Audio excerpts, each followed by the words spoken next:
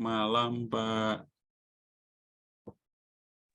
Selamat malam, Pak Ismoyo, izin.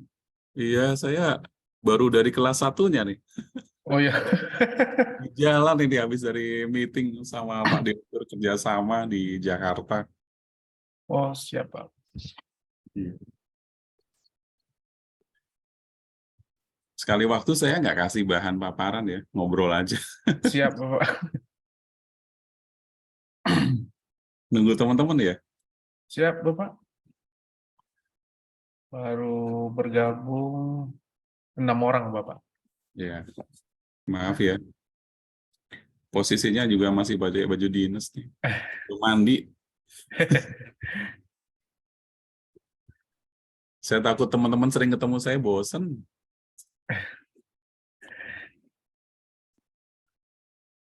Gimana kabar dari Dabo Singkep? Masih PLT ya? Iya Pak, sampai dengan saat ini masih PLT Pak. Iya. Semuanya Namanya, sedang menunggu sesuatu yang dinanti-nanti Pak. iya. Saya rasanya nggak pernah nunggu apa-apa deh. Nunggu minuman aja. Siap Bapak. Saya mungkin menunggu Pak Ismoyo kembali ke Kepri Pak. Barangkali menjadi Kakanwil. Amin. Amin.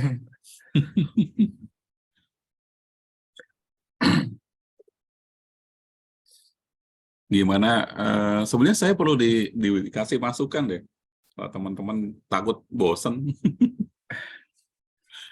Masih malum, masih ada perasaan segan mungkin Pak. segan. Iya, Pak Angga segan atau Wijaya ini. aja nggak? Pak Angga Wijaya nggak segan-segan itu Iya Pak. biasa Pak Angga Wijaya. Sebenarnya saya mau banyak ngomong Pak. Iya. Tapi rekaman ini, masalahnya rekamannya nih. Katanya. Betul Pak. Mungkin Siap, nanti salam Bapak. Pak Angga, selamat datang. Barusan di sebelah bicara temanya kewarganegaraan dan keimigrasian. Kan sebetulnya sangat sensitif juga ya ngobrol kewarganegaraan. Karena di imigrasi itu kan ada kewarganegaraan, tapi faktualnya ada kewarganegaraan di Direktorat Jenderal Administrasi Hukum Umum kan. Iya betul Pak. Ya, Terkait ini skim ya kalau Pak. Produk ya, yang dikeluarkan nggak oleh AHU ya Pak. semuanya. Nah, saya nggak tahu apakah di kita ada tema itu nggak ya? Oh, nggak ada Pak. Nggak Izin ada Pak. ya. Nggak ada Pak. Ya kalau mau disamain boleh juga sih. Ngobrolnya sama gitu. Ngobrolnya sama dan mempercepat 10 pertemuan ya gitu. Iya Bapak. Iya, 10 pertemuan ya berarti 10 pertemuan berarti selesai habis itu ya? Habis Pak. 10 pertemuan, 5 materi, 5 diskusi web. Oh, 5 materi, ini 5 diskusi web. Jadi habis ini kita udah bisa selesai habis dong ya? Habis Pak. Oh, berarti selesai deh tugas saya. Siap Bapak. Mungkin di lain waktu bisa ini lagi Pak, mengisi lagi Pak materinya. Oh, iya. Di lain kesempatan Pak, di lain diklat Pak. Waduh. Ini apa namanya? Harusnya saya pensiun ya, udah ketuaan. Digantilah Pak Angga yang berbagi materi. Saya terlalu tua rasanya untuk ini. Dari 2006 sudah berinteraksi dengan para taruna dan para peserta Ya. Ajun Diksus. Tapi saat pelaksanaan Diksus 2022 kemarin nggak ngisi materi lah ya Pak. Bapak Alhamdulillah SDM? enggak. Nggak. Alhamdulillah enggak. Hmm. Eh, kebetulan banyak yang dikerjain, jadi pas banget. Alhamdulillah enggak gitu kan ya. Siap. Bagaimana cuaca di itu Pak, di NTT Pak? Di NTT Kupang? lagi hujan deras. Sekarang lagi di Jakarta saya. Karena tadi dengan Pak Direktur kerjasama membahas agreement dan juga ke kementerian lain gitu. Sampai sore. Jadi tadi ngisi kelas satunya saya dari mobil tadi pakai handphone. Nggak bisa sharing. Ya, saya tinggal ikut aja sekarang dari Pak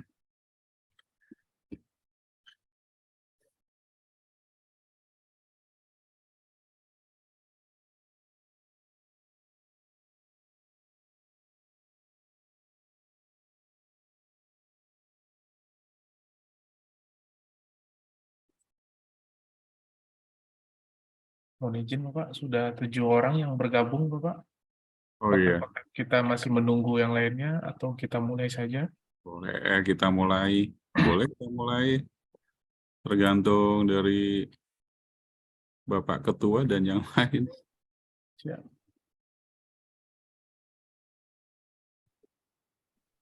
Bang Agustinov, selamat datang. Baru masuk ini. Selamat malam, Ketua. Ya,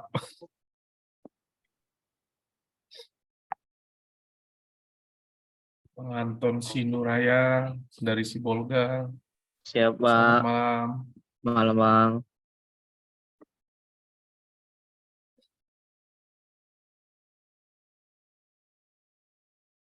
Kita mulai saja ya, teman-teman. Boleh? Boleh, Pak. Siap. Bismillah. Assalamualaikum warahmatullahi wabarakatuh. Selamat malam, salam sehat untuk kita semua.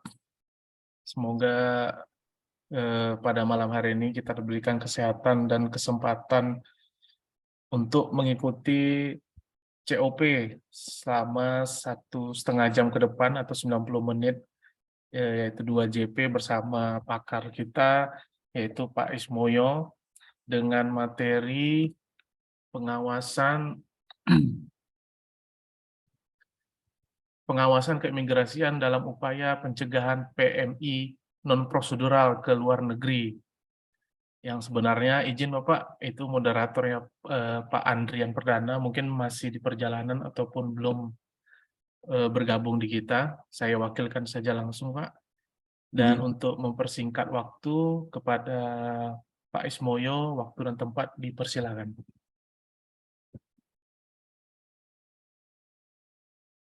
Oke, terima kasih Pak Ketua. Semoga teman-teman nggak bosan sama saya. Saya sendiri sudah merasa ketuaan untuk mendampingi teman-teman dari 2006, berinteraksi dengan teman-teman sekalian. Dari sebelum teman-teman masih belum masuk kerja ya, sampai masuk kerja sekarang. Oke, sekarang kita ngobrol, tapi teman-teman saya ajak lebih aktif ya, PMI non-prosedural ya.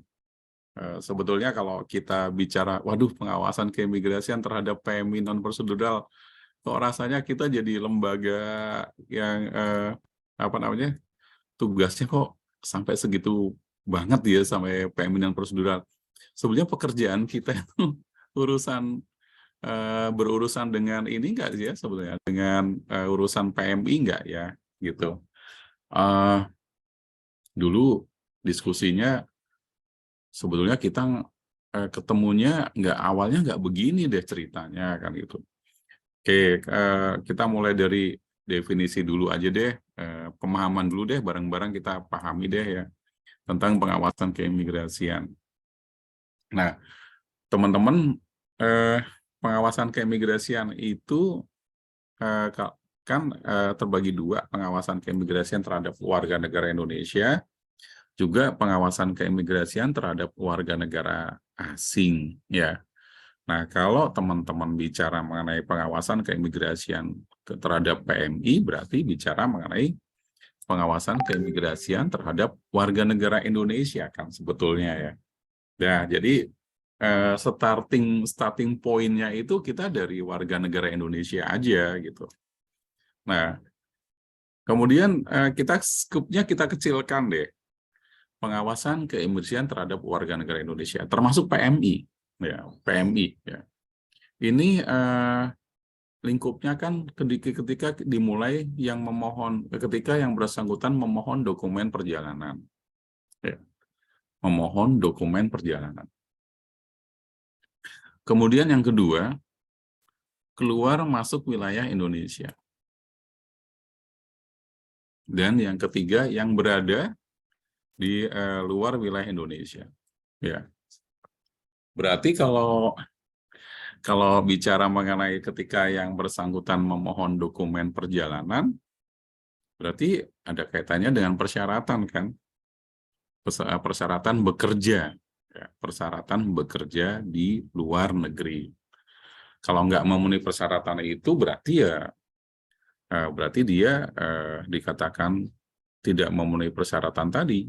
Kalau misalnya dia akan bekerja di luar negeri sebagai TKI dulu ya, atau sebagai PMI, pekerja migran, maka dia akan kembali pada sebuah persyaratan yang namanya rekomendasi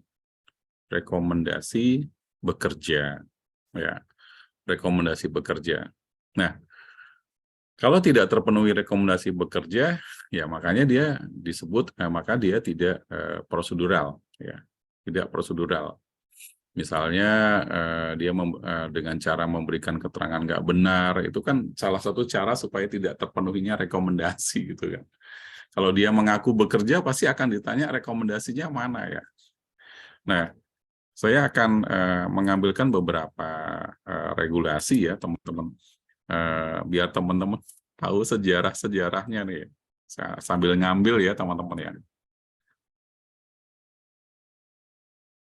Maklum ini lagi di jalan, lagi di Jakarta, jadi nggak megang komputer sendiri, laptop sendiri. Jadi buka lagi, sambil saya buka.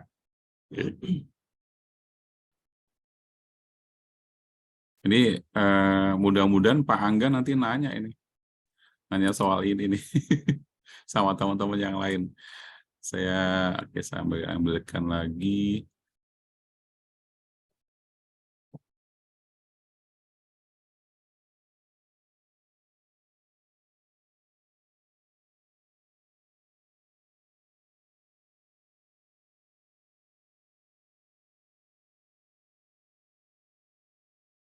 Ya, sabar ya teman-teman.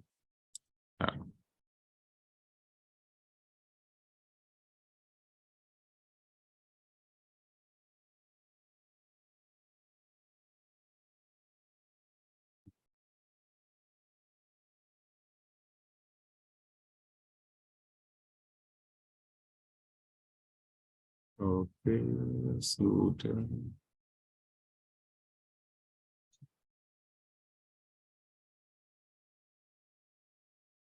Nah, teman-teman, di sini, belum saya buka, sorry.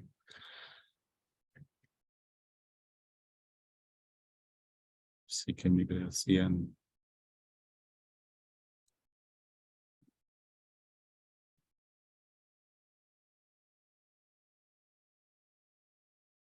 Nah, teman-teman, ini sebenarnya cikal bakal undang-undang cikal bakal kenapa permohonan pengajuan paspor itu untuk bagi tenaga kerja Indonesia menggunakan rekomendasi. Ini ada di Undang-Undang 39 ya tahun 2004 tentang penempatan dan perlindungan tenaga kerja di luar negeri ya di sini.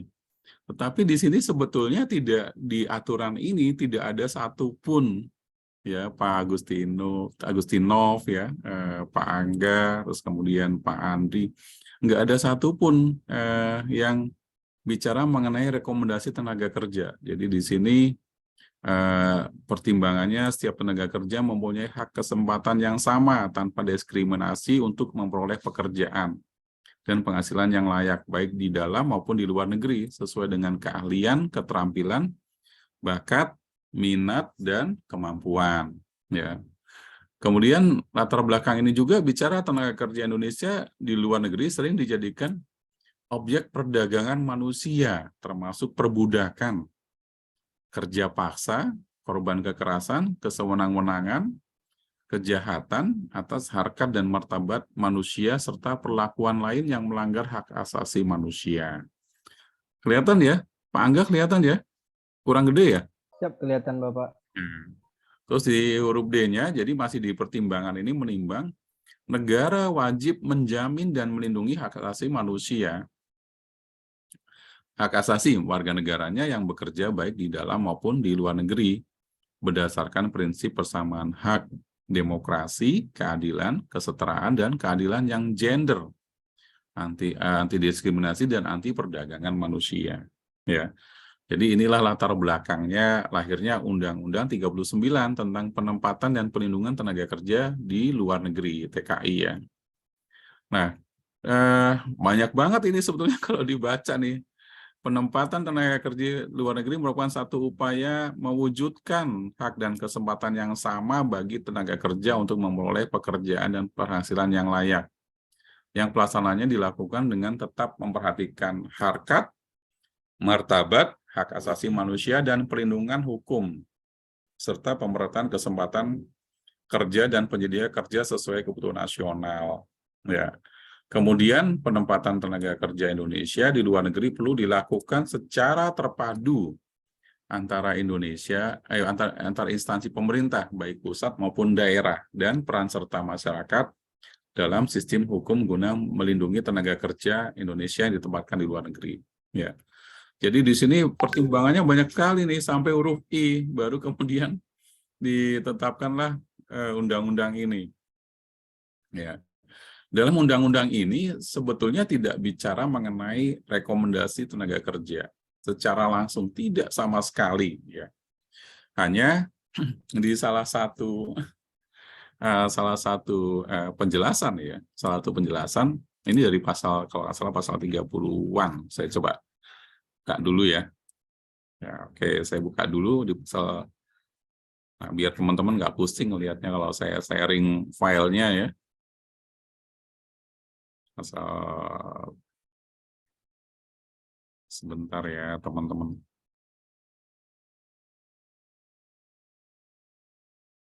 Nah, ini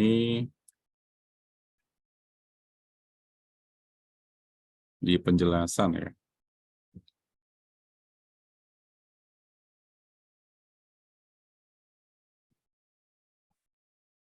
Oh, pakai searching aja, saya lupa.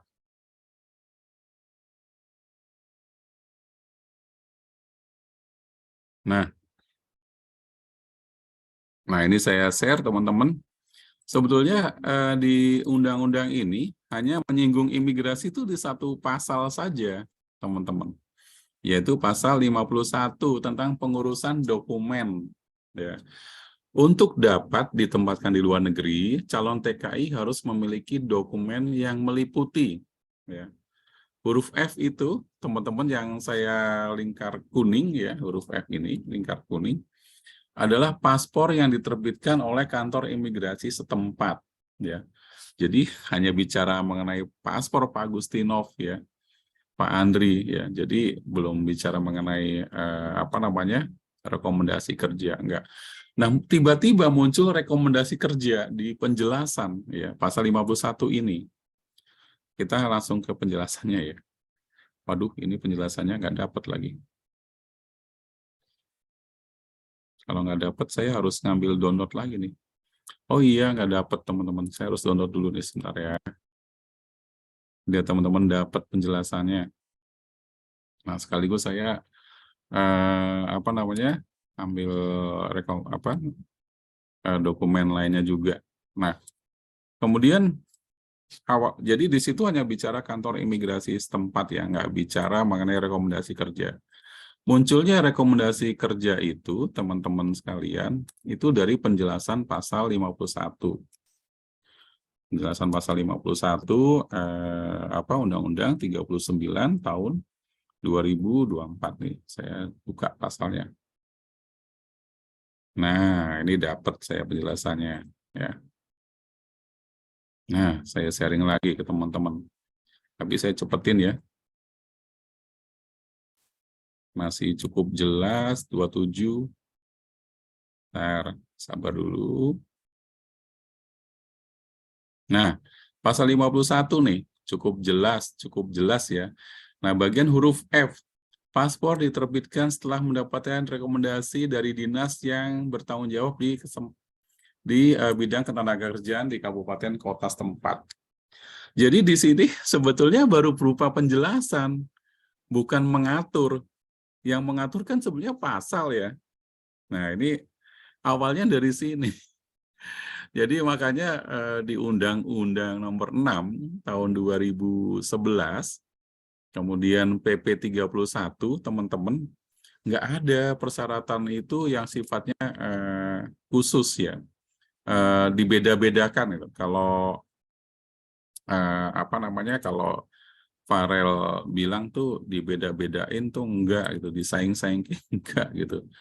Nah, saya kasih pasal 35 ya, 35 dari PP. Ini pelaksanaan dari undang-undang Undang-Undang nomor 6 ya. Jadi di sini mengenai rekomendasi kerja itu. Nah, ini teman-teman bisa lihat kan di sini persyaratan paspor itu hanya ini sebetulnya, KTP, kartu keluarga, akta kelahiran, ya, surat pewarganegaraan, ya, bagi yang mereka memperoleh kewarganegaraan, surat penetapan ganti nama bagi yang mereka berganti nama, dan paspor lama bagi yang telah memiliki paspor. Nah, ini sebetulnya general loh, general ya. Jadi nggak ada sebetulnya. Ini nanti paspor haji keluar dengan rekomendasi paspor haji. Kemudian paspor tenaga kerja nanti dengan rekomendasi tenaga kerja. Konsepnya baik undang-undang maupun PP nomor 31, ya, kalau diskusi dalam community of practice ini, awalnya membuat paspor ini sifatnya general, ya, general. Jadi polanya terbalik sebetulnya. Ketika Anda mau membutuhkan akan menggunakan paspor ini dalam rangka bekerja, silakan membawa paspor ini ke kementerian atau dinas, ya, atau lembaga yang menangani, badan yang menangani ketenaga kerjaan.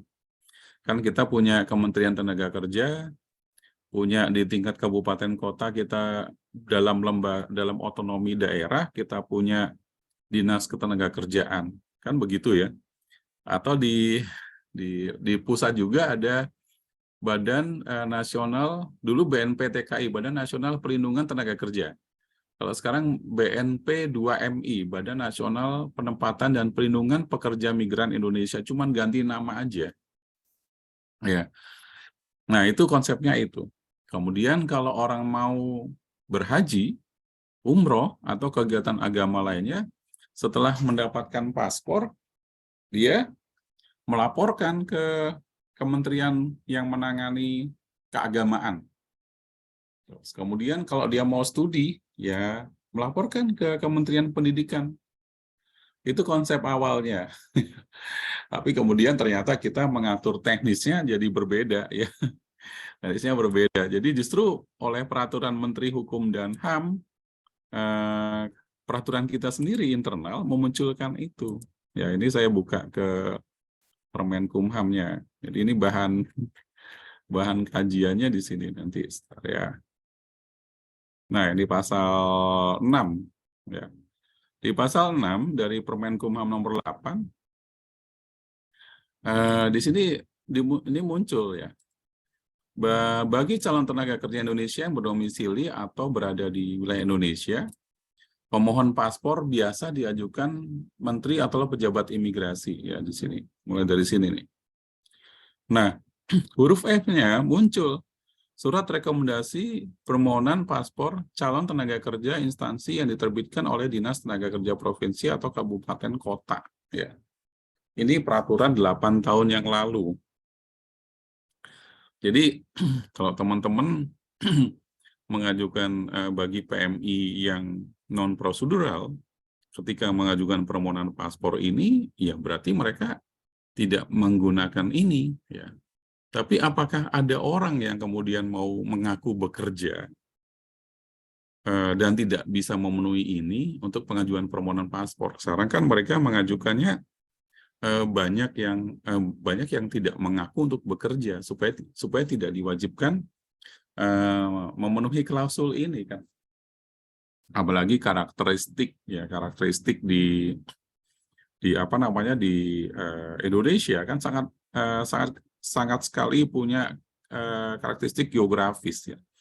Tanjung Balai Asahan, kemudian di Kepulauan Riau, ya, dan macam-macam di Kalimantan, ya. Mereka cukup menggunakan paspor pelancong, ya. Paspor pelancong kemudian ke negara sebelah, ya, bekerja tiba-tiba gitu kan. Karena mungkin punya saudara di negara sebelah, ya punya negara sebelah dan seterusnya. Jadi itu salah satu proses awal dimulainya PMI non prosedural itu, ya PMI non prosedural itu, ya orang-orang yang mengaku untuk tujuan tidak bekerja tetapi bekerja. Ya.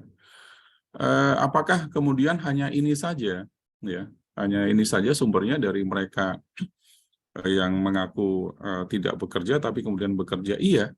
Kalau untuk negara Malaysia mungkin iya, gitu, mungkin iya. Ini bisa pas ya. Tetapi untuk negara lain, PMI non prosedural tidak seperti pola ini juga banyak.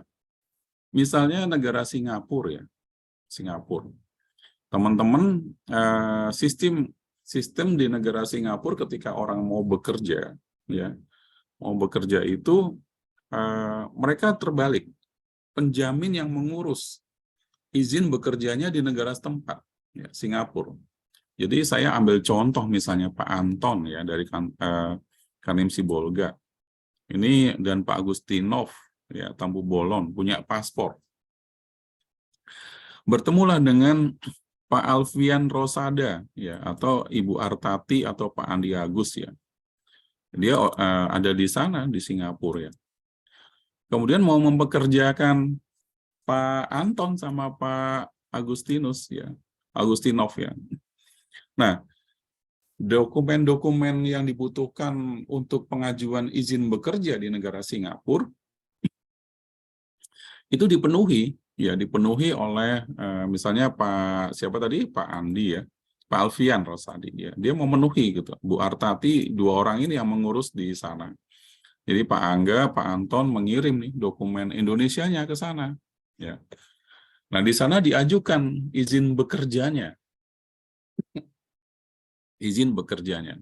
Ya. Kepada pemerintah Singapura. Jadi nanti diurus job ordernya, kemudian perjanjian kerjanya, dan seterusnya.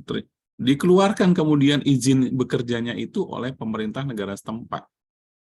Jadi tidak harus terkoneksi terkoneksi dengan penyedia kerja di Indonesia. Ya. Indonesia kan penyedia kerjanya yaitu PPTKIS kan. Nah, itu terjadi ya secara regulasi di luar negeri legal ya. Kemudian di Indonesia apakah ilegal atau tidak ilegal ya karena nggak terdaftar dalam PPTKIS ya atau dinas ketenagakerjaan setempat itu dianggap non prosedural padahal di luar negeri prosedural ya. Jadi saya anggap tadi saya ambil contoh Anton tadi sama Agustinov yang diuruskan paspornya di negara Singapura oleh calon majikannya. Dan akhirnya dapat izin, kemudian Pak Anton dan Pak Agustinus berangkatlah dari ke Singapura melalui Batam. Ya ditanya apakah saya mau bekerja, mungkin bilangnya iya. Mana bukti tenaga kerja, izinnya semua bekerja dari Singapura lengkap semua. Tapi ternyata sama pemerintah Indonesia ya, yang berwenang maksudnya. Oh, dia non prosedural. Karena dia tidak terdaftar. Nah, ini sistem hukum yang kemudian berbeda. Ini yang juga dianggap pekerja non prosedural untuk Singapura nih ya. Ya, untuk Singapura.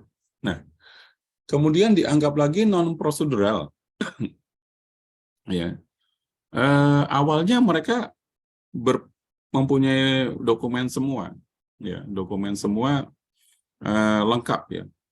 Tapi tujuan keluar negerinya awalnya berbeda. Ya. Saya yang ambil ketiga nih, opsi ketiga. Ini untuk di negara Timur Tengah ya. Saudi Arabia ya. Pak Adel Hafiz mungkin pernah umroh nggak Pak Adel Hafiz? Udah Belum, pernah Pak. umroh? Belum, Pak. Insya Allah akan, Pak. Akan ya. Ya. Kalau Pak Angga Wijaya saya nggak tahu apa. Pak Angga Wijaya umroh atau nggak umroh atau ke Yerusalem? Ya, gitu ya. Nah, Ini pola ini terjadi, ya, berangkat dengan umroh. Kan ada moratorium Indonesia dengan pengiriman TKI ke Timur Tengah dan juga Saudi Arabia. Jadi kalau moratorium berarti nggak boleh mengirim dong TKI. Nggak boleh mengirim TKI. Tapi ada celah lain, yaitu umroh. Umroh. Berangkatlah umroh lah, katakanlah Pak Adel ini hafiz umroh, ya, ke sana Saudi Arabia. Ya, ke Saudi Arabia setelah umroh selesai, kemudian nggak pulang ke Indonesia. Nggak pulang ke Indonesia. Jadi menetap di Saudi Arabia, ada yang menampungnya. Menampung. Ya, penampungnya mungkin Pak Angga lah, namanya Pak Angga Wijaya kan, menampung di sana. Jadi jadi Pak Angga Wijaya nanti yang menyalurkan, karena Pak Angga Wijaya kan sudah jadi penduduk di Saudi Arabia nih. Nanti yang menyalurkan ke majikan A, majikan B, majikan C, nanti dapat bonus kan, kipas-kipas ya Pak Angga ya. Tinggal kipas-kipas. Udah, itu termasuk sebenarnya perdagangan orang itu sebetulnya. Nah, tapi kategori bekerjanya adalah bekerja ilegal kan, bekerja non prosedural. Nah, si orangnya akhirnya si orang Indonesianya itu yang umroh tadi, jemaah umroh tadi, pertama sudah sudah melanggar peraturan keimigrasian negara setempat. Yang kedua, bekerja ilegal berarti melanggar ketentuan ketenaga kerjaan setempat. Di sana namanya mahtab amal ya, ketentuan di amal. Amil ya, amil itu kalau di sana tenaga kerja gitu. Kalau di sini kan ambil zakat ya. Ambil zakat. Di sana tenaga kerja. Jadi di dua yang dilanggar. Nah, itu yang disebut dengan juga non prosedural ya, non prosedural ya. Itu disukai di sana. Sangat disukai sekarang pola ini ya. Ya, karena ini community of practice, karena direkam nanti jangan keras-keras ya keluarnya di sana. Nanti disaing cerita lagi. Nanti kalau jadi buku bagus sih, kalau jadi buku namanya, judul bukunya juga bagus sih. Nanti menerjang badai di gurun pasir gitu, melawan sebuah kenyataan gitu. Itu ternyata disukai oleh para majikan di sana. Karena pertama, majikan nggak perlu repot-repot mengurus semua dokumen, job order, kemudian asuransi kesehatan, mengurus izin tinggalnya, izin keimigrasiannya, dan mengurus segala hal yang terkait dengan penjamin. Nggak perlu mahal-mahal, jadi dapat tenaga kerja itu lebih murah. Maksudnya nggak usah pakai uang mahal, karena sudah ada nih. Ini kan jemaah umrohnya banyak kita. Jadi teman-teman sekarang melihat peningkatan jemaah umroh itu, di satu sisi ada hal positif ya, dengan peningkatan permohonan paspor, keberangkatan ini, tapi punya potensi kerawanan yang lain gitu loh, Pak Angga. Ya, itu tadi. Dan itu disukai yang tadi saya bilang. Selain tidak perlu mengurus izin keimigrasian, ketika ada kasus, para majikan ini bisa lepas tangan. Kan nggak ada ikatan bukti perjanjian dia dengan ini. Karena bekerjanya disalurkan oleh Pak Angga Wijaya, katakanlah. Jadi kalau udah kasus ya masing-masing orang-orang, perorangan ini dideportasi kan. Gitu. Jadi kalau ada pemeriksaan, ada apa ya bebas mereka, para majikan ini. Karena mereka nanti bekerjanya part-time.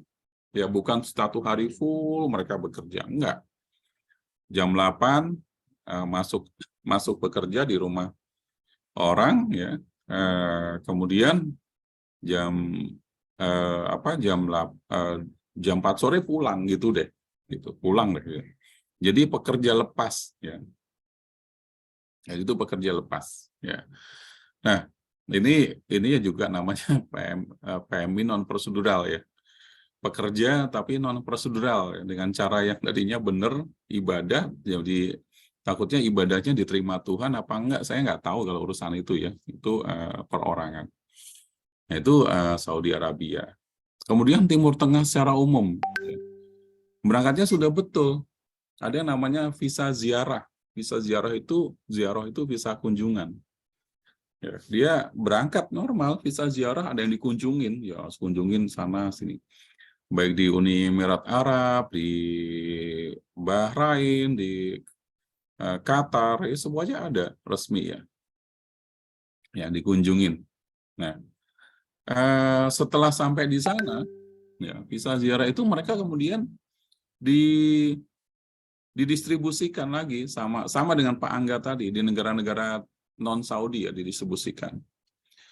Nah, ada kebijakan negara, saya nggak sebutkan negaranya deh, nggak enak kan gitu. Nanti nyebut merek lagi ya Pak Angga ya, Pak Anton. Nyebut merek itu direkam kan nggak enak saya itu. Makanya nanti komunitas praktis lebih baik ngomongnya ketemunya langsung ya, biar biar jangan direkam-rekam gitu. Kebijakan di negara setempat itu bisa memutihkan visa ziarah tadi menjadi visa untuk namanya ikamah ya, izin tinggal yang benar gitu. Jadi bisa jadi benar yang tadinya dengan cara yang nggak benar, jadi pemegang izin tinggal dengan boleh bekerja. Jadi akhirnya semaraklah modus ini, berangkat aja dengan visa ziarah gitu. Nah, visa ziarah ini terjadi di negara Timur Tengah ya. Terus ada lagi nggak modus seperti ini yang sama? Ya banyak. Ya ada di kalau di Korea Selatan itu biasanya modelnya dari kalau dari G2G ya. Tapi ini kalau G2G ini kemungkinannya kecil. Yang justru cukup potensi rawan di Jepang ya. Di Jepang itu mereka berangkat dengan pola training. Tadinya training, ya, berangkat training ya. Mungkin Pak Angga Wijaya pernah menemukan atau enggak, tapi kalau di beberapa tahun salah satu yang menjadi inilah training. Jadi berangkat dengan training, seolah-olah training, padahal di sana sudah kemudian langsung bekerja. Ya, jadi ini juga non prosedural. Ya. Di Indonesianya pastinya enggak terdaftar sebagai pekerja-pekerja di Kementerian Tenaga Kerja, kemudian di BP2MI, ya. Tidak terdaftar, pasti nggak terdaftar yang orang-orang ini, ya. Jemaah umroh bekerja tadi, visa ziarah, terus kemudian di Jepang yang training, itu nggak terdaftar, ya. Nah ini yang non prosedural ya, non prosedural, ya. Jadi baru terkait dengan ini. Kita lihat lagi nih. Non prosedural yang lain kan, oh ya, saya pindahkan dulu ya sebentar ya. Pas dulu. Tadi bicara pengawasan keimigrasian ya. Nah, ini kembali lagi ke PP 31 ya. Pengawasan keimigrasian. Oh, di Undang-Undang nomor 6. Ya, ini. Nah, ini tadi berkembang nih sebenarnya awalnya kita mau bicara dokumen perjalanan dulu ya. Tadinya nggak ada rekomendasi, tapi tiba-tiba ada rekomendasi. Nah, ini yang jadinya nanti konsepnya berbalik ya. Sebenarnya mau tadinya general ya. Seperti orang mengajukan SIM aja. Ketika orang mau mengajukan sebagai driver, pengemudi motor besar lagi di pabrik yang besar di Tembagapura, orang harus punya SIM dulu kan gitu. Nah, pertanggungjawabannya juga dulu direncanakannya politik hukumnya seperti itu, melekat pada orang masing-masing gitu. Nah, tapi oke lah, karena sudah peraturan menteri ya kita harus mengikuti itu. Nah, jadi dokumen perjalanan, kalau tidak ada rekomendasinya ya berarti nggak termasuk itu. Nah, sekarang teman-teman juga perlu tahu bahwa rekomendasi tenaga kerja itu tidak hanya berlaku kepada tenaga kerja yang akan bekerja di perkebunan, ya tidak, atau di pabrik, atau di manapun yang sektor tenaga kerja, industri, atau rumah tangga, enggak. Tapi laut ya, teman-teman juga perlu tahu bahwa sekarang pelaut itu harus mempunyai rekomendasi bekerja dari Kementerian Tenaga Kerja. Ya. Ini berdasarkan Undang-Undang Nomor 18 Tahun 2017. Jadi di situ Undang-Undang 18 2017 itu mengatur mengenai perlindungan PMI. Jadi perlindungan pekerja migran Indonesia. Ya. Nah, di situ salah satunya mulai diatur mengenai pelaut ya, pelaut. Ya. Nah, jadi gitu. Jadi yang terkait dengan dokumen perjalanan. Kemudian non-prosedural, yang kedua ini terkait pengawasan keimigrasian tentang masuk dan keluar wilayah Indonesia. Ya. Kalau ini, ya, bisa dengan dokumen paspor, tapi bisa juga tanpa dokumen paspor. Ya. Kalau dokumen paspor tadi mungkin melalui pola yang tadi barusan diceritakan ya. Ada yang ke Malaysia dengan paspor dengan pelancong ya. Kemudian ada yang ke Jepang ya dengan pola seperti itu. Jadi lolos aja karena memang memenuhi syarat, punya visa, punya apa semua ya. Yang dengan paspor. Nah, yang ada juga masuk keluar Indonesia dengan paspor bisa juga dengan jalur yang tidak resmi. Tadi kan melalui TPI ya semuanya. Punya paspor melalui jalur tidak resmi. Ada. Ya, jadi penyeberangan ya di wilayah-wilayah kerawanan di kita kan banyak. Tanjung Balai Asahan rawan. Ya, bukan Tanjung Balai Karimun enggak ya. Saya nggak tahu di teman-teman ada yang Tanjung Balai Karimun enggak. Tapi pastinya di Kepri itu rawan ya. Mau nyebrang dari mana bisa ya. Yang kasus Johor Baru itu kan menyeberangnya dari bagian dari sisi sana di Batam gitu. Ya. Nah, kemudian masih keluar atau masuk wilayah Indonesia non prosedural tadi. Ya, yang bekerja tadi dengan paspor, tapi bukan untuk bekerja lewat TPI yang resmi ataupun yang tidak lewat TPI. Nah, yang terakhir ini yang tidak menggunakan paspor dan menyeberang keluar wilayah Indonesia tidak melalui TPI. Jadi ini yang disebut non prosedural juga ya. Ini juga yang disebut non prosedural ya. Nah, itu pengawasan yang ada di kita nih, pengawasan keimigrasian terhadap pekerja migran non prosedural ya. Nah, yang di luar negeri yang tadi barusan yang saya ceritakan kepada teman-teman ya, ke teman-teman yang tadi modus-modus terjadi di sana di luar negeri dengan berbagai macam ceritanya lah tadi itu.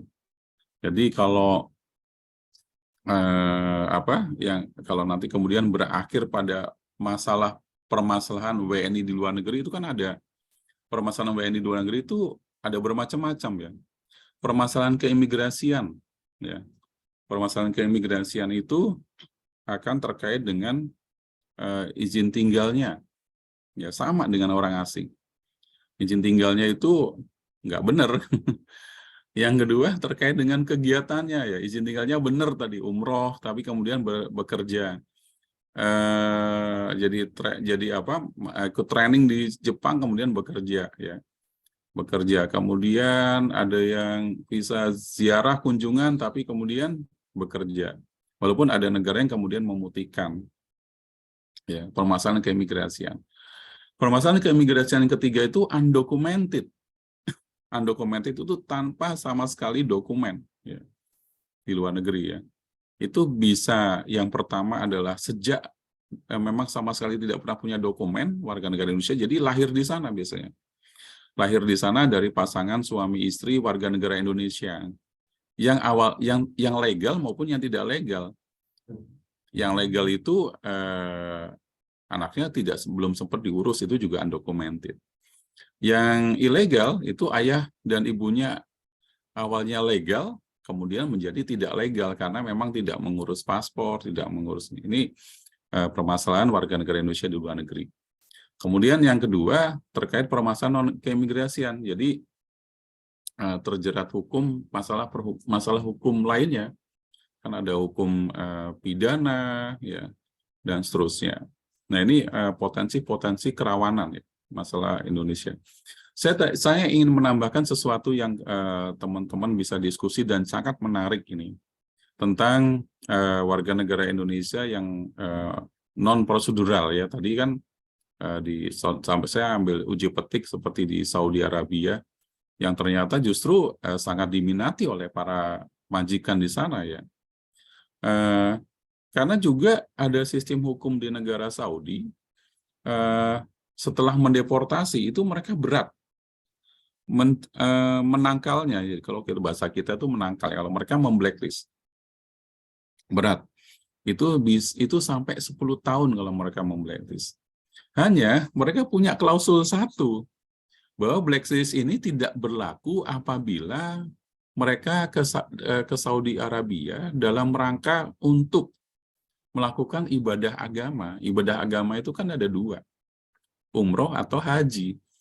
Jadi kalau habis umroh, kemudian bekerja non prosedural di sana, ya pasti di sana non prosedural, di Indonesia juga non prosedural kan, karena nggak terdaftar rekomendasi.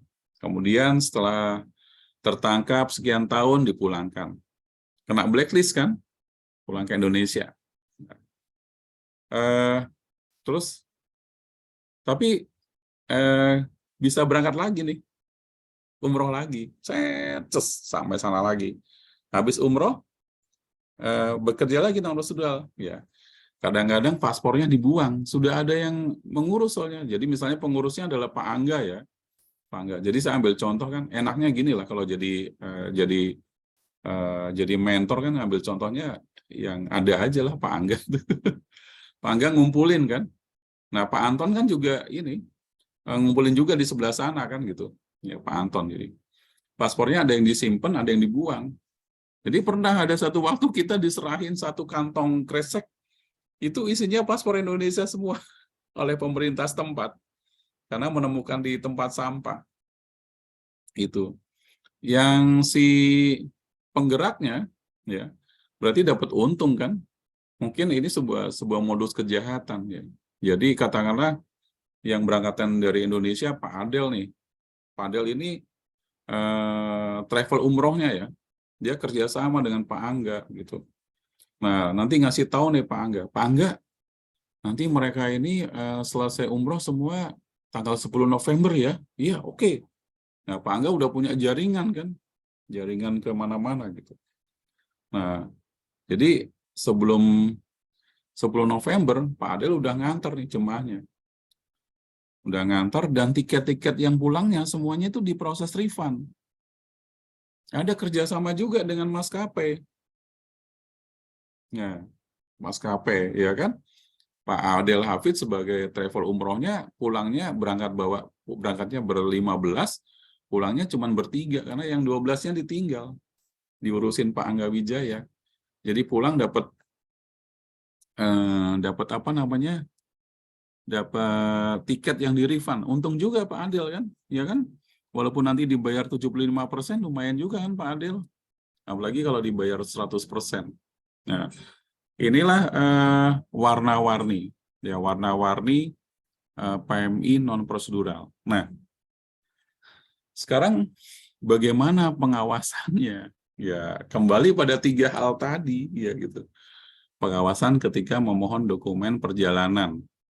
Apa kita kira-kira sanggup nih bisa menyeleksi sebanyak ini tujuannya?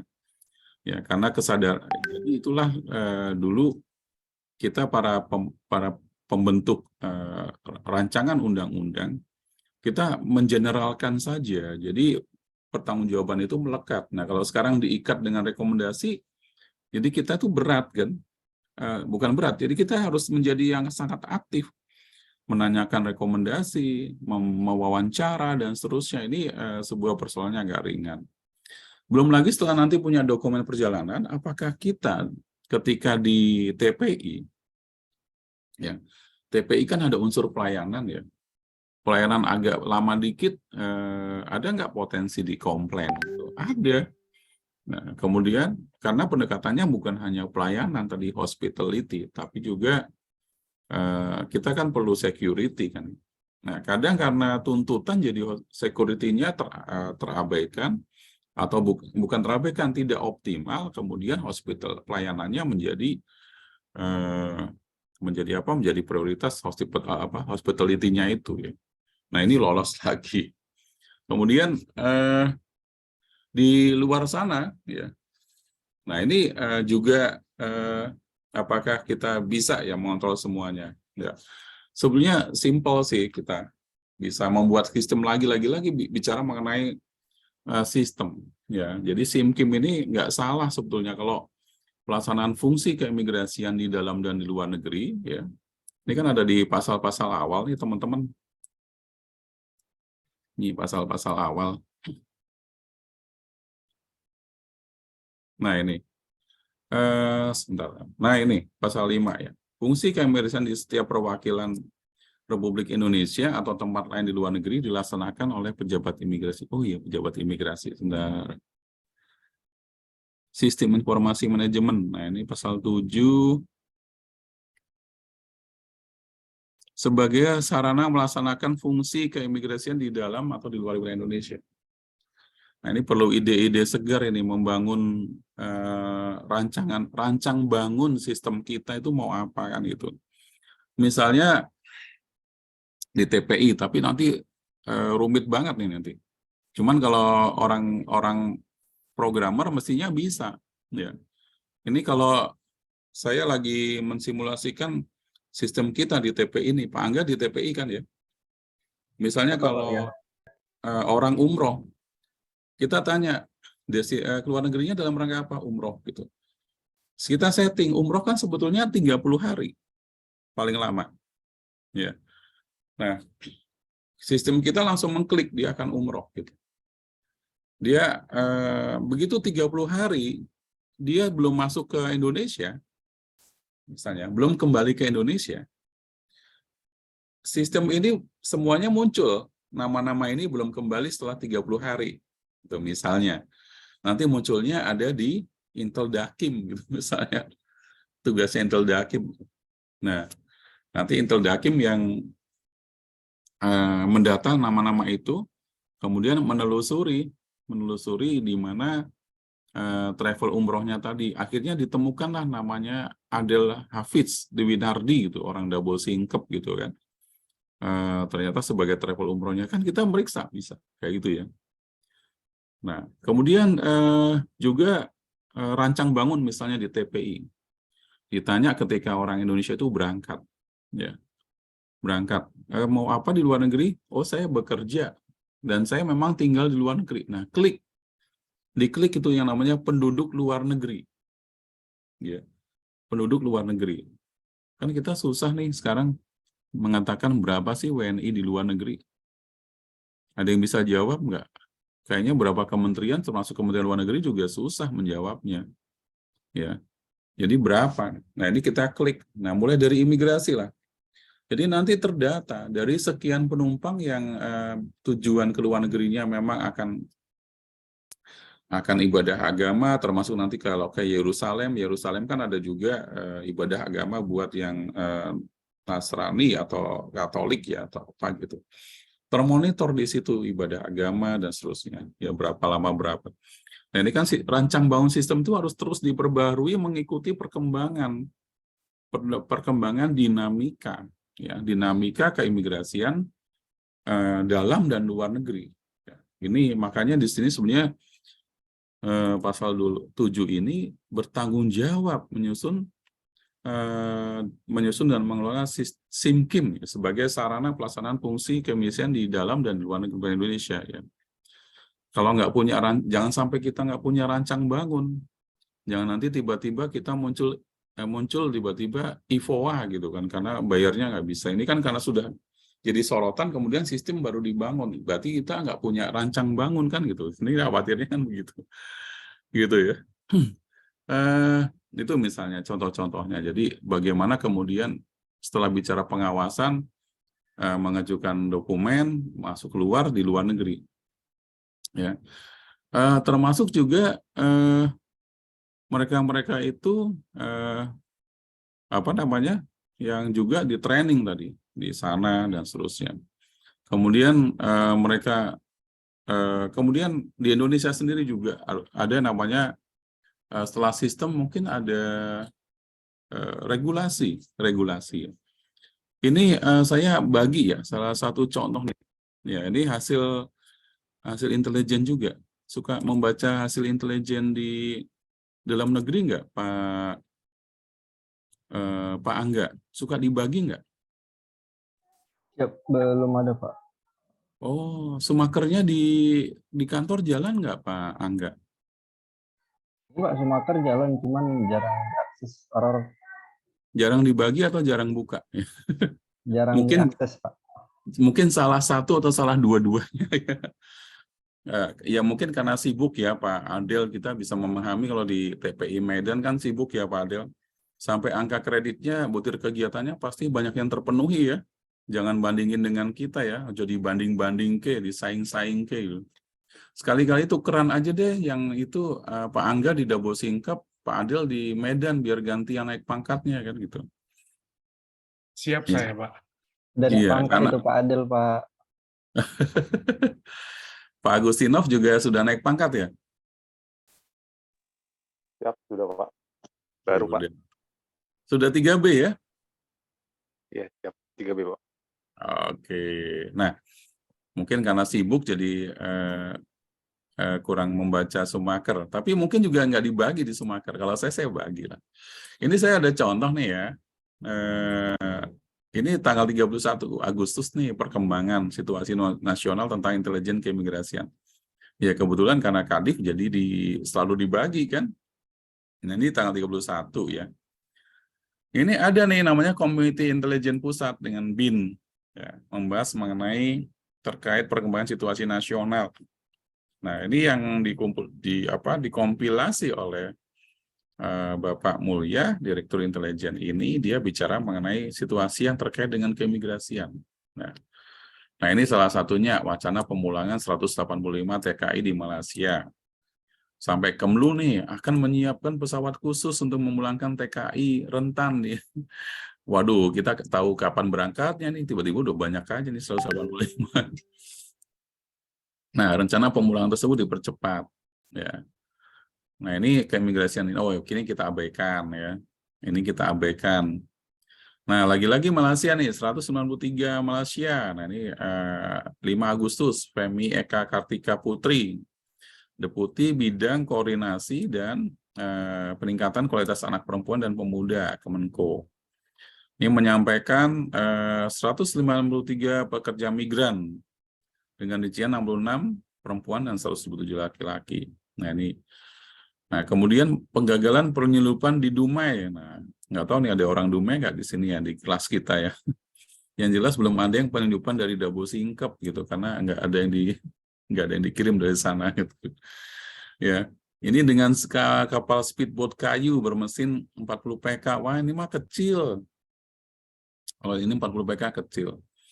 Yang dari Batam itu ke Johor Bahru itu 1.200 PK, 5 mesin ya, satu mesin itu 250 PK ya. Nah, ini penangkapan perdagangan orang ya, menangkap yang mengirim TKI ilegal di Pelabuhan Internasional Batam Center, 11 Agustus. Tidak memiliki badan hukum dan SP. Jadi ini yang tadi itu, yang mungkin yang punya paspor, pelancong dan seterusnya. Ini, waduh, ini tantangan juga nih. Nah, ini PMI ilegal di Bandara Kuala Namu. Wah, ini teman-temannya Pak ini Alfred Henry, Pak Angga ini kan Kamboja kan?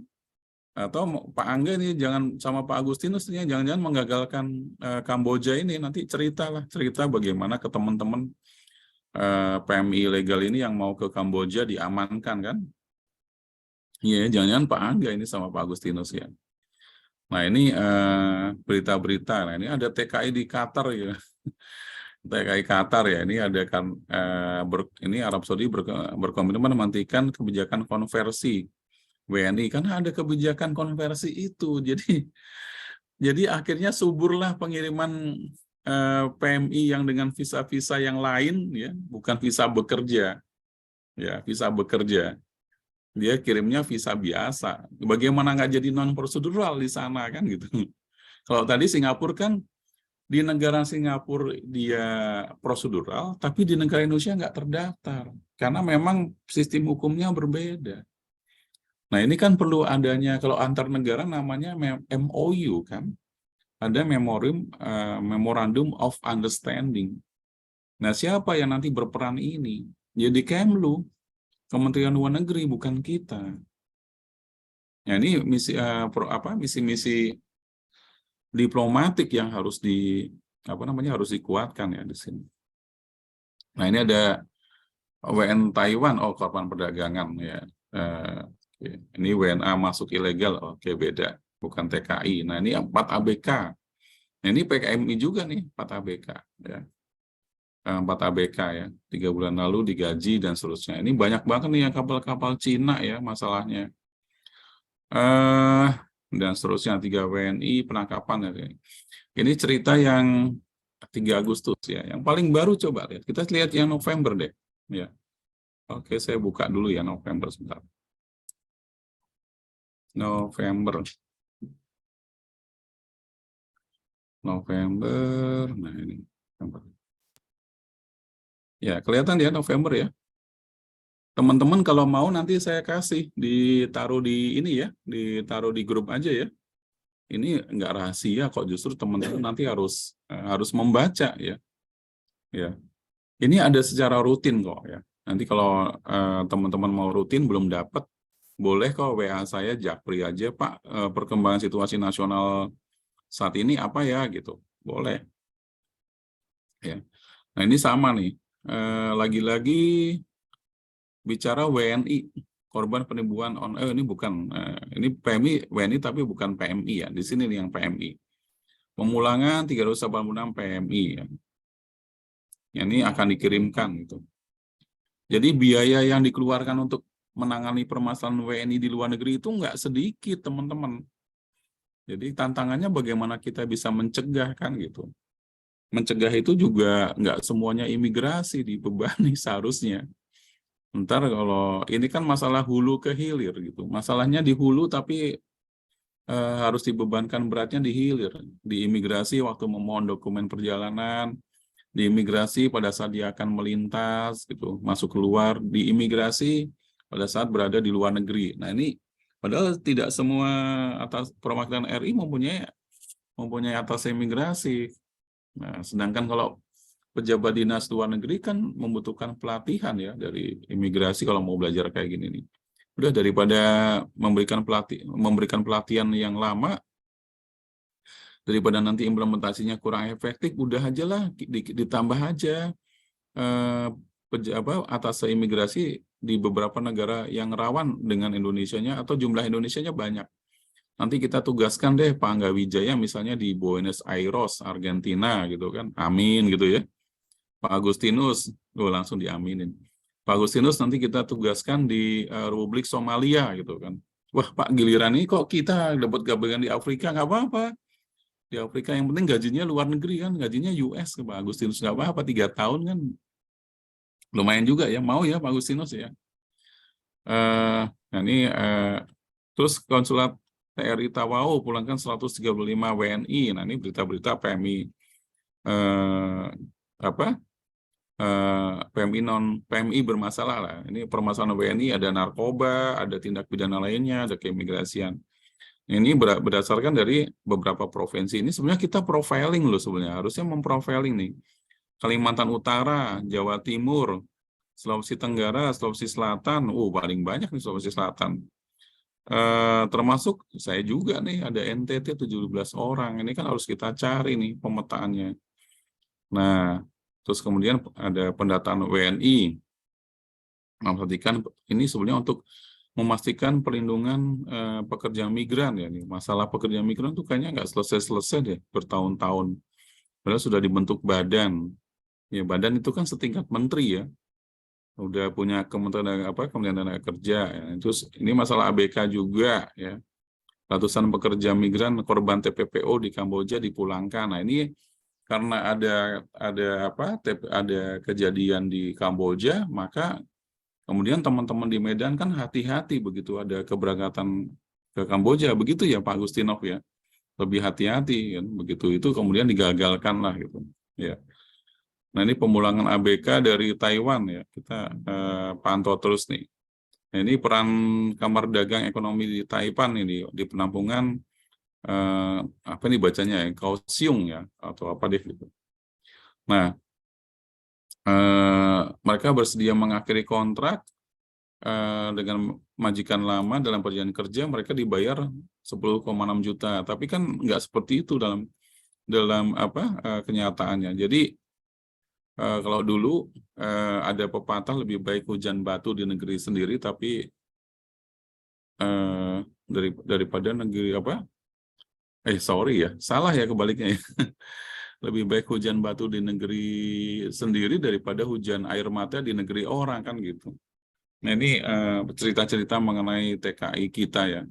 dari tahun 80-an sampai sekarang gitu.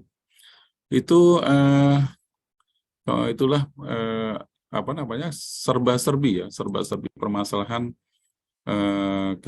permasalahan PMI di luar negeri ya.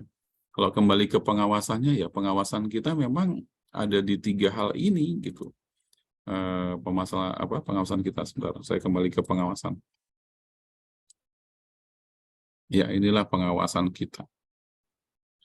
Oke. Loh, penjelasan undang-undang. Oh, belum saya buka. Ya. Ya, inilah kurang lebih diskusinya. Sekarang kita bisa sharing ya.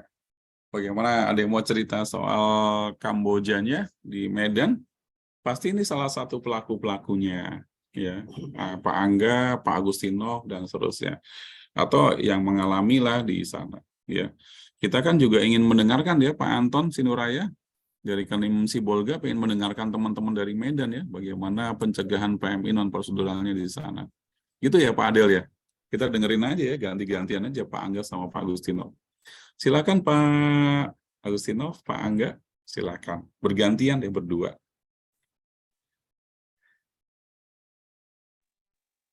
Ya, Pak yang izin mulai dulu Pak bicara, Pak. Agustinov. Jadi saya boleh minum-minum dulu ya. Ya, Pak. Ya. Terkait kasus Kamboja yang kemarin, Pak, mungkin bisa dijabarkan oleh Saudara Angga, karena saya udah tidak di TPI lagi, Pak, udah di dokumen perjalanan, Pak. Jadi kan kurang etis, Pak, jabarkannya tanpa sepengetahuan kita kan, Pak. Yang kedua kan, Pak, menarik seperti apa yang Bapak jabarkan tadi tentang kasus yang studi kasus yang di Singapura, bagaimana perlakuan misal tenaga kerja kita yang dianggap prosedural di Singapura, sementara kita yang di Indonesia tidak menganggap itu sebagai yang prosedural, non prosedural, Pak. Mau bertanya, Pak, untuk kasus seperti itu, perwakilan kita yang di Singapura, bagaimana Pak sebenarnya menyikapinya? Karena kan kalau kita menggunakan hati nurani kita, ya terlalu cepat kita memvonisnya salah ya Pak. Tapi kalau kita kembali ke norma atau etisnya, pada prinsip hukumnya itu salah. Tapi kan yang mau kita lihat sesuatu yang benar di negara lain, dengan jika kita sikapi dengan hal yang positif juga, mungkin itu akan lebih baik sih Pak.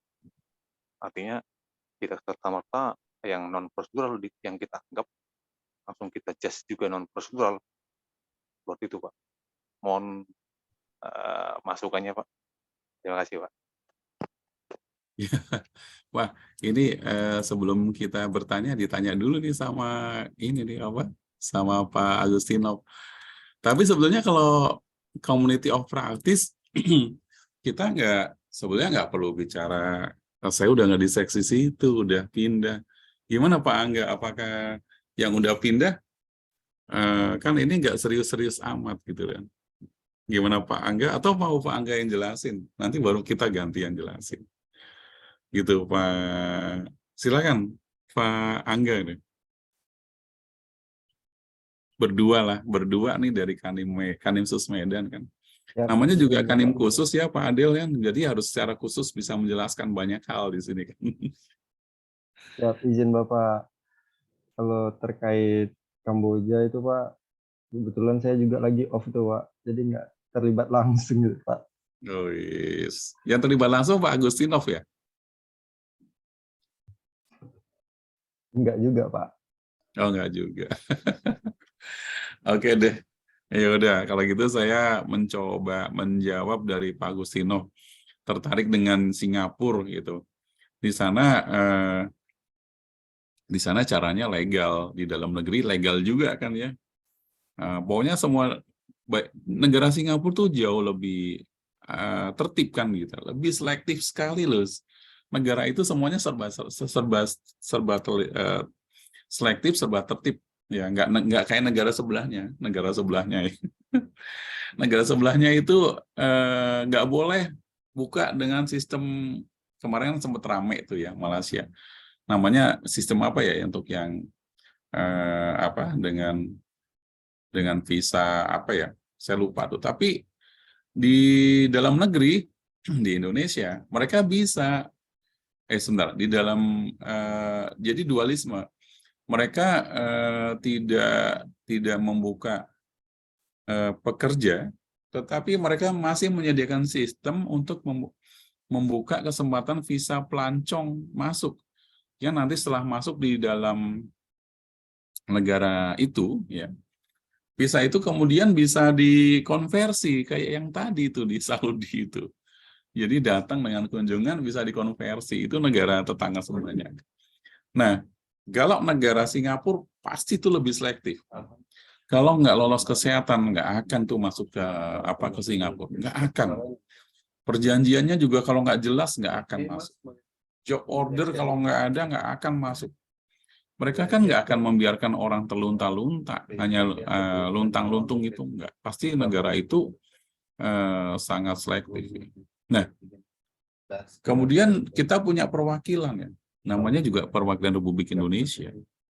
Kan prinsip dalam hubungan antar negara itu adalah saling menghormati. Saling menghormati prinsipnya. Nah, ketika perwakilan Republik Indonesia tahu, ya ini perwakilan Republik Indonesia tahu, ini kan terjadi dan berulang-ulang, ini akan menjadi bahan masukan buat pemerintah di Indonesia. Nah, persoalannya adalah tuntas nggak gitu loh. Apa yang ditemukan di Singapura dibawa ke level kementerian, level pemerintah di Indonesia, kemudian dibahas tuntas nggak ini soal ini. Mungkin kementerian atau badan yang terkait seperti BP2MI mungkin bersikukuh tetap nggak bisa gitu. Nah, atau bagaimana kan seperti itu? Apakah nanti kemudian ada agreement atau MOU antar keduanya? Yaitu nanti dikembalikan pada mekanisme diplomatik antar kedua belah negara gitu. Tapi pastinya Pak Agustinov, prinsip perwakilan Republik Indonesia karena di luar negeri, pasti prinsipnya menghormati hukum setempat. Kalau hukum setempat itu tidak menyatakan bahwa ini ilegal, ya tentu kita menghormati apa yang terjadi di negara itu. Nah, karenanya ya keberangkatan ke negara itu Singapura, ya mungkin masih terjadi gitu loh. Dan mungkin ini dilemanya di petugas imigrasi Indonesia. Ya, ketika kita memeriksa semua dokumennya lengkap. Ya. Nah, karena saya pernah di situ, kita periksa semuanya dokumennya lengkap, nggak ada yang salah. Ya. Kemudian setelah berangkat dipermasalahkan oleh BP2MI setempat provinsi. Pernah itu terjadi. Ya, dipermasalahkan. Nah, kemudian kami sendiri kenapa jadi kita dipermasalahkan? Ya, semuanya lengkap. Telepon dari majikan Singapura ada semua dan kita cross check ke KBRI, benar semua. Jadi nggak ada yang salah. Nah, kita waktu itu mengembalikan kalau memang salah sebaiknya BP2MI ada di counter di TPI di Batam gitu kan. Ada di sana, mereka harusnya mensortir. Ini boleh berangkat apa enggak. Jadi nanti fungsi keimigrasian diganti dengan fungsi BP2MI. Mensortir tiap orang. Udah kerjaannya di sana. Ini memang kalau lagu ya seperti lagu Itulah Indonesia gitu kan, katanya kayak gitu. Susah sekali ya bicara ngomong koordinasi mudah tapi sinerginya ternyata nggak mudah gitu. Jadi itu Pak Agustinov, sikap perwakilan Republik Indonesia saya paham sekali, jadi menghargai gitu. Sama halnya dengan apa yang saya pernah alami menghargai saya. Aduh, ini sebenarnya galau kan gitu loh. Kita tahu ini jadi dikonversi ke izin kerja. Nanti begitu punya masalah, baru kita kebagian masalahnya. Baru saya sudah terlalu sering menghadapi itu. Begitu ada masalah, misalnya nih ya, umroh itu sudah kabur. Ya. Kabur, kemudian ada paspornya, tadi contoh aja deh, paspornya ditemukan oleh siapa, diserahkan ke kita. Nah, kita mau buka nih kan kita, saya sebagai perwakilan imigrasi di luar negeri, kan kita bisa baca nih, paspor ini keluaran kantor imigrasi A gitu, B, C, D, E, F, G. Kita mau buka baju kita sendiri kan, ya kan, baju kita sendiri nih. Sama nih bajunya, ini ada lambangnya juga sama gitu. Temen jadi berantemnya sama kita ya. Itu kalau ada masalah. Kemudian masalah berikutnya kalau mereka akhirnya tertangkap dan harus dideportasi, ini kebagian kita lagi kan masalahnya. Nah, kalau sudah case-case sudah tertangkap akan dideportasi, saya yang keras. Setelah deportasi, pasti saya mengusulkan untuk yang namanya usulan penangguhan pemberian paspor kembali kepada mereka. Penangguhan pemberian paspor. Dan saya nggak tanggung-tanggung. 3 tahun saya ngajuin meminta penangguhan itu. Nah, dalam pelaksanaannya iya ditangguhkan. Tapi penangguhannya karena ini pakai suratnya kirimnya manual, melalui surat kan, pakai Bravax, jadi nggak ada aplikasi cekal online atau aplikasi penundaan penangguhan paspor pada beberapa tahun yang lalu itu. Nggak ada kan, saya nggak bisa input. Ya. Akhirnya mereka tahu, begitu tiba di Indonesia, mereka udah cepet-cepet buat paspor lagi karena alasan hilang gitu loh. Alasan hilang, itu sering saya temukan itu. Jadi mereka begitu pulang, sudah ada orang di Indonesia yang ngurusin paspornya hilang gitu. Terus kemudian mereka daur ulang, istilah saya. Daur ulang itu setelah mereka pulang, mereka ngajuin paspor baru, alasan hilang, dan mereka nanti diberangkatkan lagi ke Malaysia atau ke negara lain. Jadi pola TKI kita ini kan habis jadi ilegal di negara itu, habis non ilegal ya, mungkin karena bekerja non prosedural, dia pulangkan ke Indonesia, nanti didaur ulang cepat-cepat, nanti diberangkatkan ke negara lain gitu. Jadi yang bermasalah di Malaysia nanti diberangkatkan ke Saudi, yang bermasalah di Saudi nanti diberangkatkan ke Malaysia dan mungkin ke negara-negara lain dan seterusnya. Itu pengalaman saya menghadapi hal yang sama dihadapi oleh perwakilan Republik Indonesia. Jadi prinsipnya Pak Tampu Bolon, Pak Agustinus, ya, prinsip menghargai negara setempat, hukum negara setempat. Kalau nanti harus dibahas, harusnya antar kementerian ya di Indonesia. Soal sudah sejauh mana ya ternyata bertahun-tahun masih berlangsung nih. Berarti kita belum berhasil menyusun satu pemahaman di antara instansi terkait.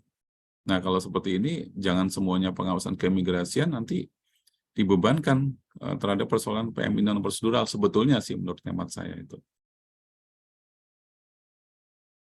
Begitu Pak Agustinus tanggapan saya. Pak, terima kasih Pak. Iya, panjang lebar ya, lebar kali panjang. Ya. Mungkin ada yang mau bercerita lagi yang lain, bagaimana pengawasan keimigrasian terhadap PMI non prosedural di Kanwil Sibolga, mungkin Pak Anton, kalau mau cerita mungkin. Mungkin sekedar sharing sekalian bertanya Pak. Iya. Kayak Bapak bilang sebenarnya antara tugas kita yang mencegah untuk PMI kok lebih diberatkan ke kita nih. Kayak misalnya di Sibolga tuh Pak, ada beberapa tuh Pak yang kita curigain jadi PMI NP, kita mintain ke Disnaker, malah Disnakernya bilang, udah kalau buat paspor jangan bilang mau kerja, mau wisata aja gitu Pak. Malah diajarin ya. Benar Pak. Malah dinas tenaga kerjanya yang ngajarinnya nggak benar gitu Pak. Iya. Harusnya direkam Pak Anton. Iya Pak. Harusnya Mungkin direkam makanya ya. kita ingin Pak jadi sebagai bahan kita gitu Pak. Iya, jadi intelijen aja, pura-pura jadi TKI aja. Tapi nanti Siap, ngerekam Pak. omongan mereka. Siap. Udah beberapa kali sih gitu, Pak. Iya. Kayak terus saya mau ini Pak, mau tanya Pak. Kan kayak misalnya kalau mau bekerja itu kan yang resmi kan yang kalau kita ke Disnaker yang terdaftar tuh Pak. Hmm. Sementara kan ada yang mau bekerja itu misalnya membantu saudaranya ada di sana gitu kan Pak. Iya. Buka usaha. Kemudian di sana dia mau bantu di sana kemudian digaji gitu Pak. Hmm. Kalau kata pengertian bekerja kan digaji termasuk dalam kata bekerja gitu kan Pak. Hmm. Nah, ketika kita suruh ke Disnaker tidak bisa memberikan karena tidak terdaftar gitu Pak. Hmm. Ketika tidak bisa diberikan, pemohon kembali ke kita. Iya. Jadi seolah-olah kita nih yang mempersulit gitu Pak. Padahal sebenarnya kalau berdasarkan tugasnya kan tugas mereka gitu kan Pak. Hmm. Itu dia Pak. Kemudian jadi kayak antara kita yang seperti sekarang lebih mengutamakan pelayanan nih Pak daripada tupoksi kita yang bagian pengawasan atau penindakan gitu kan Pak. Menurut Iya. saya nggak bisa disandingkan nih antara pelayanan dengan penegakan hukum gitu Pak. Iya. Karena kita ketika mau negakin hukum, satu sisi pemohon tidak puas gitu Pak.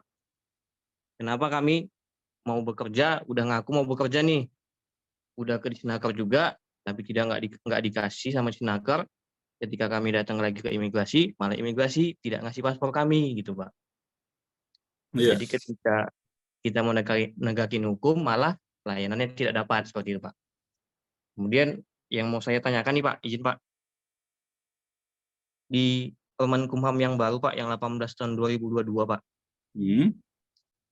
di pasal 8 ada disebutkan, di pasal ada di nomor 7 disebutkan pasal 6 dihapus tuh Pak. Hmm. Sementara di pasal 6 kan terkait dengan Rekom Disnaker tuh Pak, izin Pak. Hmm. Hmm. Untuk pelaksanaannya itu seperti gimana Pak? Waduh. Iya, iya, oke. Terus Izin Pak. ada lagi? Karena kan kalau kita lihat itu dihapus, tapi ketika kita konsultasi dengan kepala seksi kita Pak, ada disebutkan bahwa memang itu dihapus, tapi kita masih ada Permenkumham nomor 9 tahun 2012 yang belum dicabut, disebutkan Pak. Jadi kayak Oke. gimana nih Pak? Kayak tumpang tindih jadinya peraturannya gitu Pak. Siap, Iya, iya. arahan Pak. Oke. Ntar ya, saya ambil biar kita bisa ngelihatnya bareng-bareng ya. Siap Pak. Yang dimaksud dihapus. Saya ambilkan dulu. Oke. Permenkumham tahun 2000.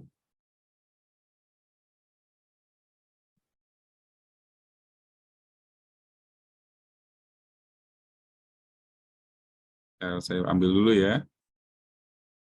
Siap Pak. Malum nggak pakai komputer sendiri.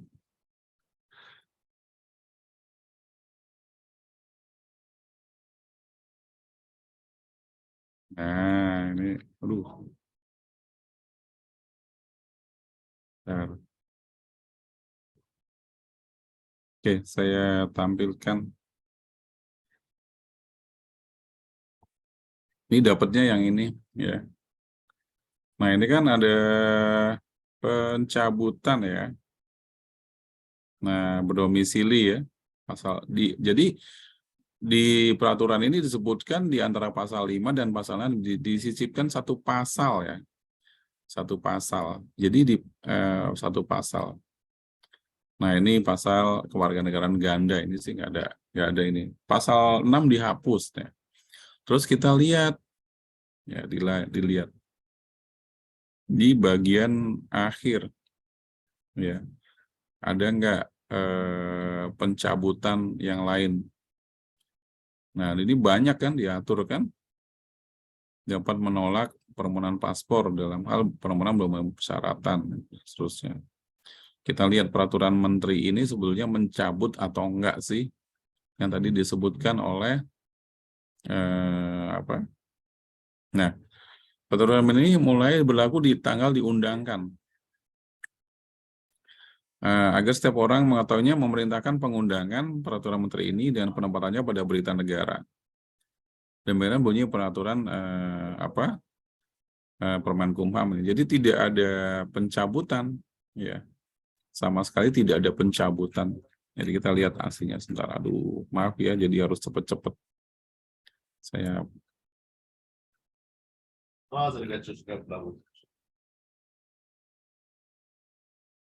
Jadi benar pasal 6. Nah, ini mulai berlaku sejak tanggal ditetapkan. Ya. Jadi apa yang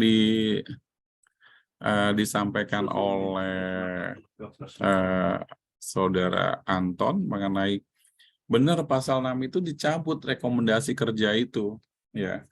Tapi memang masih menyisakan persoalan yang lain ya. Di Permenkumham ya, nomor 8 ini, ya, karya saya taruh di bagian akhir. Nah ini, ya, di sini tidak mencabut Permenkumham tahun 2013 ya. Bentar ya, saya buka lagi. Oke, bentar dulu. Teman-teman mungkin yang belum membuka Permenkumham tentang paspor buat TKI ya.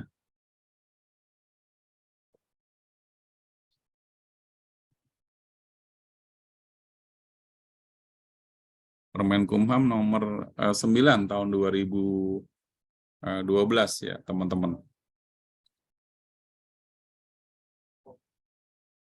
Nah, ini udah dapat ya. Ya, kita taruh. Oke, saya tampilkan kepada teman-teman. Ya, ini yang dimaksud oleh yang didiskusikan tadi ya. Ya. Jadi peraturan Menteri nomor 9 ini sama sekali belum dicabut, benar. Benar Pak Adel, Pak Angga, Pak Agustinov ya. Dan Pak Anton, benar ini belum dicabut. Jadi sepanjang belum dicabut ya masih berlaku. Kecuali di peraturan Menteri nomor 18 tahun 2020 itu mencabut. Di bagian akhirnya mencabut seperti klausul di Permenkumham yang yang nomor 8 tadi ya. Sebentar ya. Nomor 8. Kita ambil Permenkumham nomor 8. Nah, ini kan ada jelas nih ya, nomor 8. Coba di akhirnya ketentuan penutup ya.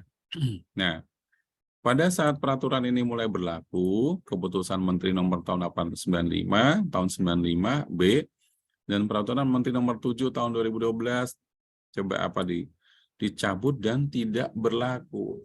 Jadi apa kesimpulan teman-teman? Ya benar yang disampaikan oleh atasannya tadi. Ya, masih berlaku sepanjang belum dicabut. Ya. Ini berarti ada kelemahan apa namanya? Kelemahan dari sisi regulasi. Nah, sisi regulasi yang dihasilkan tentunya. Berarti ada juga apakah ini kelemahan dari sisi pembentuk regulasi? Ya, kita nggak membicarakan itu ya. Kita membicarakan norma yang ada sekarang yang existing. Ya. Kalau membicarakan nanti pembentuknya nggak enak kan. Karena Kasubditnya kan teman saya, teman-teman. Nanti direkam lagi. Oke, itu berkembang sampai ke rekomendasi. Ya, oke. Ada lagi yang mungkin mau saling share nih. Pengawasan keimigrasian terhadap PMI non prosedural. Ya. Ada lagi yang mau sharing-sharing di kesempatan ini? Ya, siapa aja deh. Nggak tahu kalau di Dabo Singkep berapa banyak permohonan paspor ya. Tapi yang jelas bukan dari ini ya, bukan dari banyak TKI lah, enggak ya. Oke, ada lagi yang mau sharing?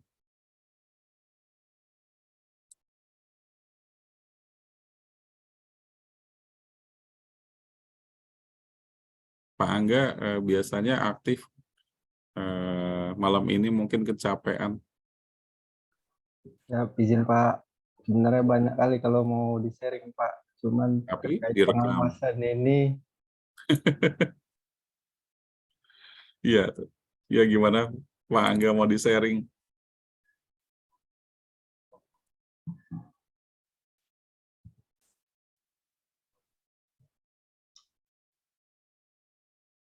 Oke, saya stop dulu sambil teman-teman mungkin ada yang mau di ini. Sekarang saya Pak Angga kan masih di TPI. Bagaimana kalau di TPI itu sekarang ya mensortir kira-kira ini bener apa enggak sih gitu yang mau berangkat ini apa namanya bisa mensortir orang nih pengawasan keimigrasian secara praktis gitu di Medan dalam rangka pencegahan PMI non prosedural lah gitu. Kira-kira gimana Pak Angga pengalaman di sana? siap izin Pak, kalau untuk sejauh ini pengalaman dalam mensortir apakah orang warga negara Indonesia itu akan menjadi calon pekerja migran Indonesia, itu sebenarnya sangat sulit sih Pak. Sangat sulit untuk ditentukan karena konteksnya mereka itu belum sampai ke tujuan dan tidak ada bukti untuk mereka itu menjadi pekerja migran non prosedural, kecuali mereka udah terbukti di negara tujuan dan mereka ternyata bekerja, dan itu baru bisa kita katakan yang bersangkutan itu emang benar-benar pekerja migran non prosedural. Kalau untuk di TPI kita cuma hanya bisa melihat dari apa ya Pak, profiling gerak-gerik sih Pak. Hanya sebatas itu Pak yang bisa kita lakukan Pak. Izin. Iya, oke.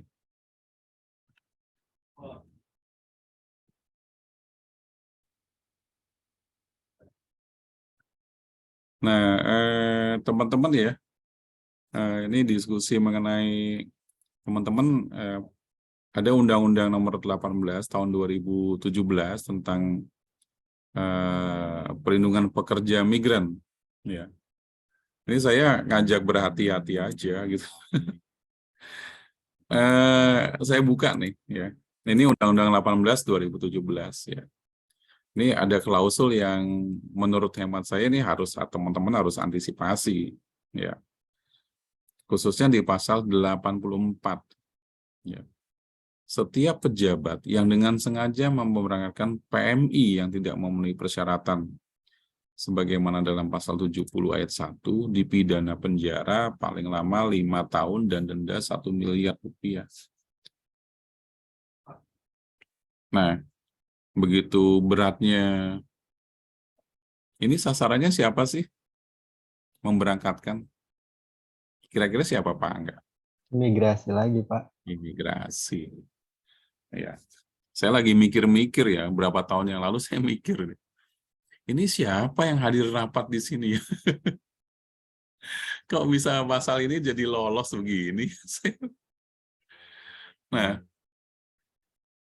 kemudian setiap pejabat yang sengaja menahan pemberangkatan yang telah memenuhi persyaratan nih. Sebaliknya nih, memenuhi persyaratan dimaksud dalam pasal 70 dipidana penjara ya.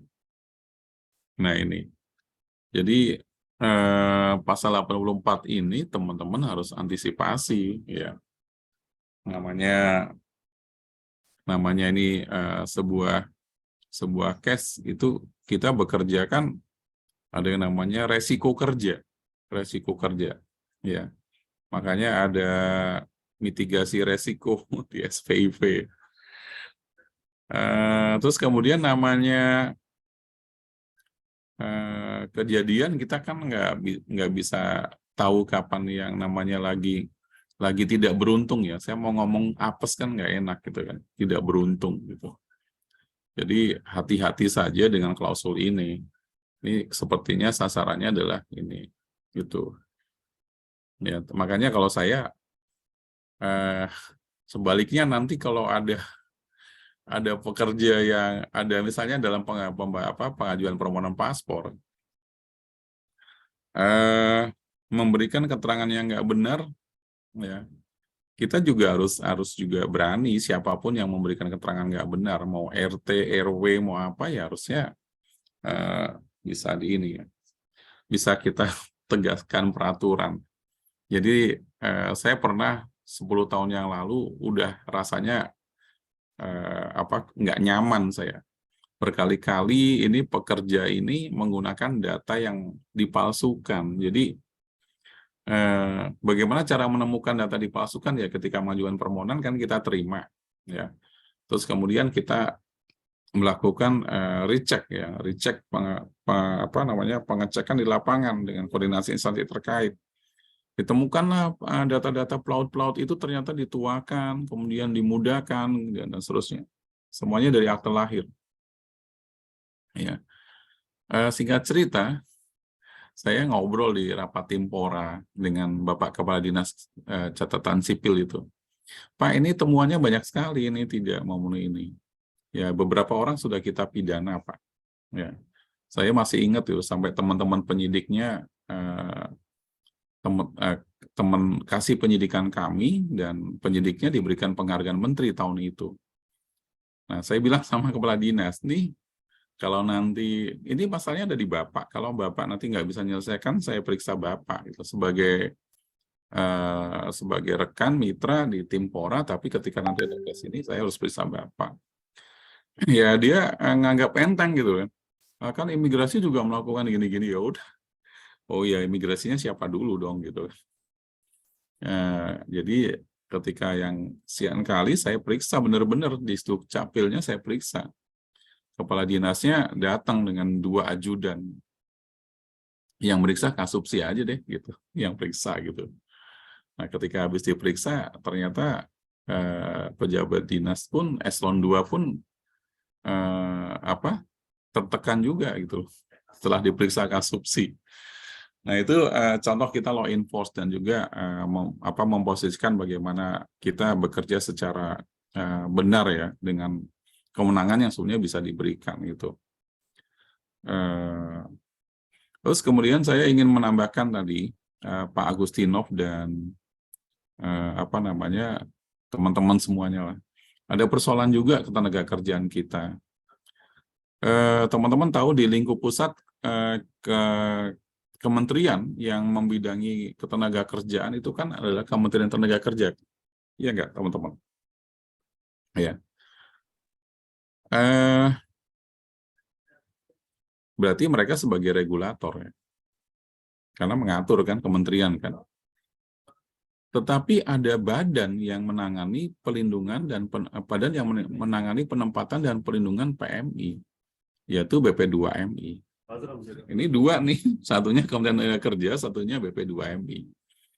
Ini kita tahu nih di lapangan kan apakah begini atau begini atau begini kan gitu.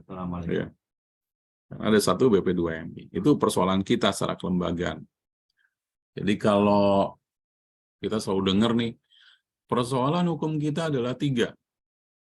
Legal substance, legal structure, ya, struktur, ya. Berarti ada satunya kelembagaan tadi.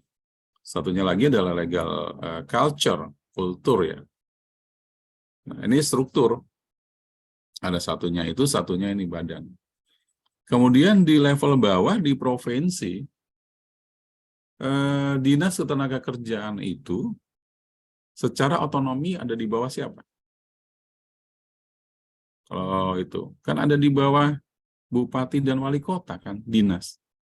Ini masalahnya sama dengan administrasi kependudukan gitu loh. Satunya Kementerian Dalam Negeri punya Direktorat Jenderal Administrasi Kependudukan, tapi di level lapangan kabupaten kota itu ada di bawah dinas yang melaksanakan, dan di bawah bupati atau wali kota kan gitu. Nah, ini mirip-mirip aja sih gitu ya. Jadi ini bahan pengayaan kita nih, menyelaraskan beberapa kementerian, lembaga, dan dinas itu ternyata tidak mudah, teman-teman, ya. Seperti itu. Begitu Pak Agustino, Pak Anton, Pak Angga, ya. banyak cerita, banyak yang mau ditanyakan, banyak juga yang tidak ingin ditanyakan karena sesuatu dan lain hal lah gitu. Gitu Pak Adel. Ya. Kita sampai jam berapa Pak Adel? Siap Bapak, seharusnya sudah habis Pak, jam 8.30.